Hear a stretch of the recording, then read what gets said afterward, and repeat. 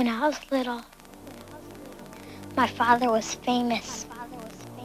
He was the greatest samurai in the empire.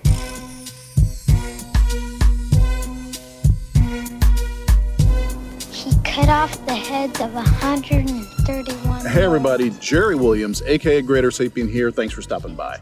I'm here in Milwaukee, Oregon, south of Portland, looking over the lovely Willamette River.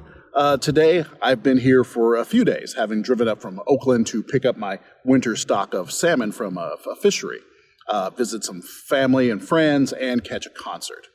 I queued up a few debunks before I hit the road. I'm recording this on Tuesday, October 1st. I haven't been in the comment threads a lot, but there is one that I did catch my eye, and did so in a way that made it worthy of another comment of the week. Once again, partial credit for this comment goes to PanoCam1, who never fails to represent the shallow-thinking populace with gusto. But I can only give partial credit to Pano, because this comment is just a diminished version of a bit by comedian Pete Holmes, who is an excellent comedian, by the way, in his Netflix stand-up special, I Am Not For Everyone. A hilarious hour with a title joke that makes me feel seen, because I know full well that I am not for everyone. So instead of reading Pano's comment, I'll put it up with the original Pete Holmes joke, with some audio filter, to be honest. Some people think God created the universe. Some people think nothing created the universe, which is the funniest guess. And the nothing people make fun of the God people. They say God doesn't exist. I'm like, okay, maybe. But you know what definitely doesn't exist? Nothing. That's the defining characteristic of nothing, is that it doesn't exist. So what are we talking about? Either you think it's God, something you can't see, touch, taste, photograph, and science can't prove, or you think it's nothing, something you can't see, touch, taste, photograph, and science can't prove. But I think we can all agree, if your nothing sometimes spontaneously erupts into everything, that's a pretty goddamn magical fucking nothing, you guys. And ask the nothing people, what happens when you die? They'll tell you, nothing. You go into nothing. I'm like, you mean you merge back with your creator?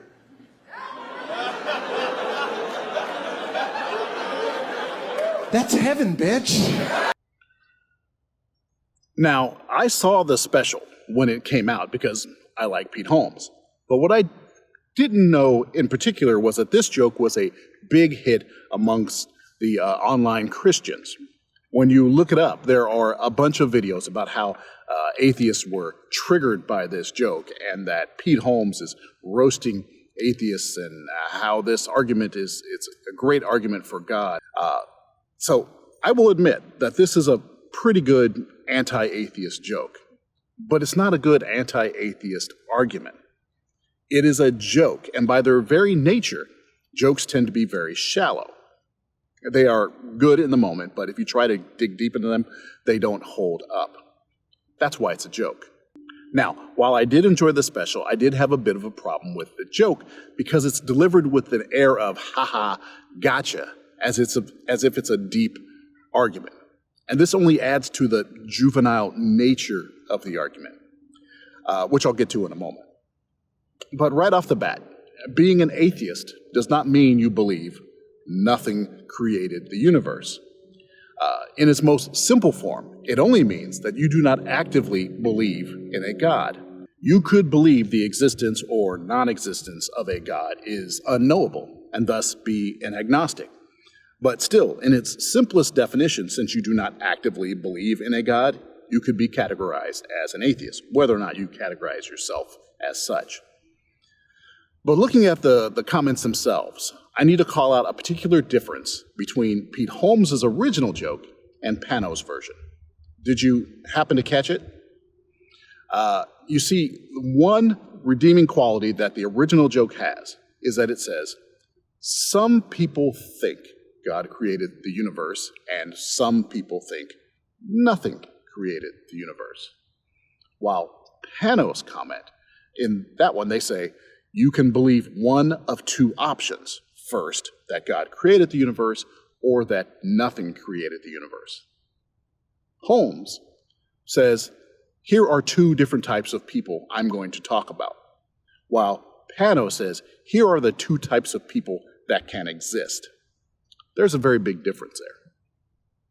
There are definite flaws in the arguments that both of these comments share, but Pano's comment right off the bat set up a false dichotomy that Pete Holmes kind of avoids. Other online Christians who like to tell this joke as being proof against atheism or proof for a God make the same mistake by claiming these are the only two options out in the universe, and that being an atheist means you believe nothing created the universe. This dichotomy ignores a broad spectrum of scientific theories that provide alternative explanations. Theories such as the Big Bang posit that the universe began from an extremely hot and dense state and do not necessitate creation from nothing in the philosophical sense. Additionally, theoretical frameworks like inflationary cosmology, string theory, and M theory, or the multiverse hypothesis explore possibilities that extend beyond the traditional creation narratives, whether divine or naturalistic. In cosmology, nothing is often misunderstood. It does not refer to an absolute void, but rather to a quantum vacuum that possesses a rich structure and is subject to quantum fluctuations. This quantum vacuum can potentially give rise to particle pairs and, as hypothesized in some models, entire universes. Thus, the scientific nothing is not the absence of everything, but a state of lowest possible energy, teeming with potential physical activity. The argument uses a play on the definition of nothing, suggesting a paradox where nothing both does not exist and yet can be a creative force with specific agency in the creation of the universe. This employs a circular reasoning where the premise assumes the conclusion. If we define nothing as non-existent, then discussing its properties becomes semantically null. This line of reasoning needs more rigorous definition of terms, or else it becomes just mush. Next, drawing parallels between the unprovability of God's existence and the scientific concept of nothing is kind of misleading.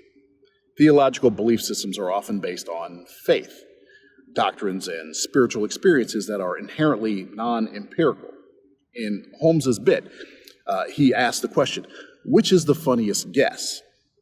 Problem with that question is that scientific inquiry is not about guessing. No, in contrast, scientific hypotheses, even those dealing with concepts as abstract as quantum vacuums, strive for empirical validation and are built on observational and experimental foundations. The scientific method involves testability and falsifiability, principles that do not directly apply to theological claims. Holmes ends with a kind of a flourish, suggesting a magical quality to nothing and equating existential human experiences like death to cosmic origins. While emotionally compelling, this argument appeals to feelings rather than reasoning. It shifts the discussion from empirical and logical examination to emotional and existential domains, which, while important to some, do not substantiate the scientific or philosophical validity of the arguments regarding the universe's origins. Now, Pano ends their comment by asking about my personal take on this topic. This is not a paradox. Titling it the atheist paradox doesn't make it one. It's only a paradox if you buy into the premise, which is simplistic and not well thought out. But that's okay, because it's a joke. We've all likely been in a situation where someone says something and then another person replies with a snappy comeback and everybody laughs. But if you thought about it for more than 10 seconds, the comment would make no sense. Doesn't matter. It met the moment, and it was funny. The problem is when you try to elevate it to be more than it is, which many people try to do with this paradox. This paradox doesn't come close to me. I'm both an atheist and an agnostic. I do not actively believe in gods, nor do I claim to have the knowledge to declare the absolute non-existence of a God.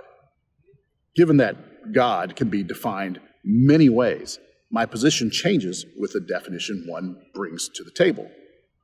Now, at the beginning of this video, I mentioned that online Christians were offering up praises for this comedic bit. But it's a mistake to act like this comment is solely restricted to Christians and atheists.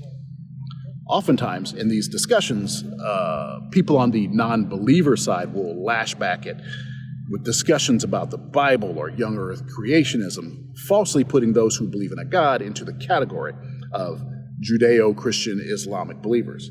When someone can believe in a God that created the universe, running from an intelligent force that got things started to a personal God that interferes into the daily activities of creatures on earth.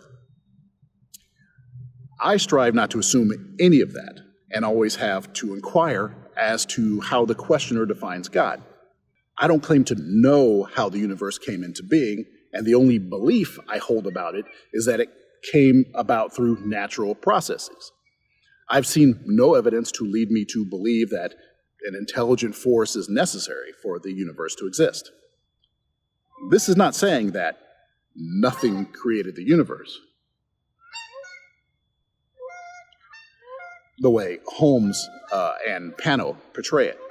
Hell, even if I were to say these words, it wouldn't necessarily fit into Holmes's and Pano's dichotomy.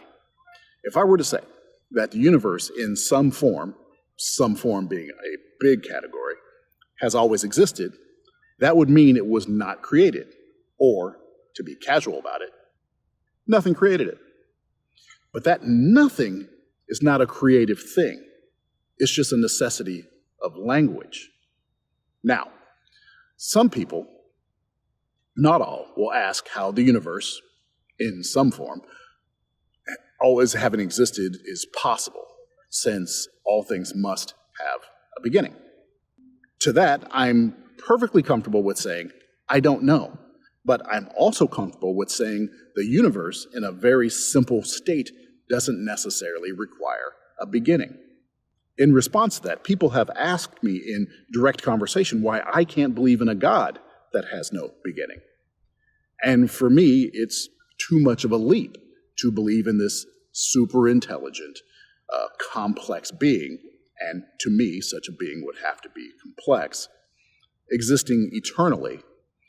That's less feasible than a simple form of the universe. When someone asked me what happens when we die, I say we cease to exist. Our body breaks down into its component elements, and that amalgam of chemical reactions that we call our self ceases existing. That is not you go into nothing. It's not merging with the Creator. That's you no longer exist.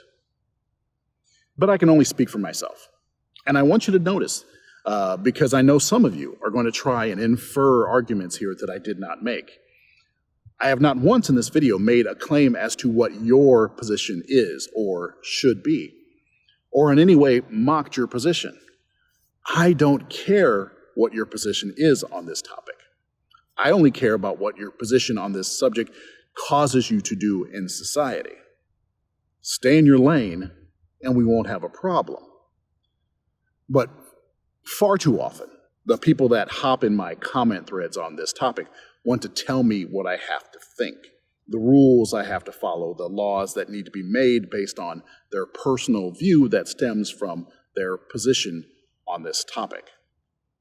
They claim this is or should be a Christian nation, or because I don't share their beliefs, I'm in some way evil, immoral, and a threat to society. That's when we have a problem.